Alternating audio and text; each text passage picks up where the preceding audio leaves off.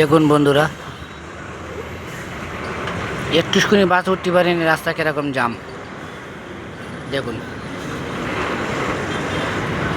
বাসে উঠলাম আমি, চান্দাপুরে যেতে যেতে অন্তত 1 ঘন্টা লাগবে। তাই ছোট্ট করে আপনাদের সামনে একটা ভিডিও তুলে ধরলাম। দেখুন বন্ধুরা।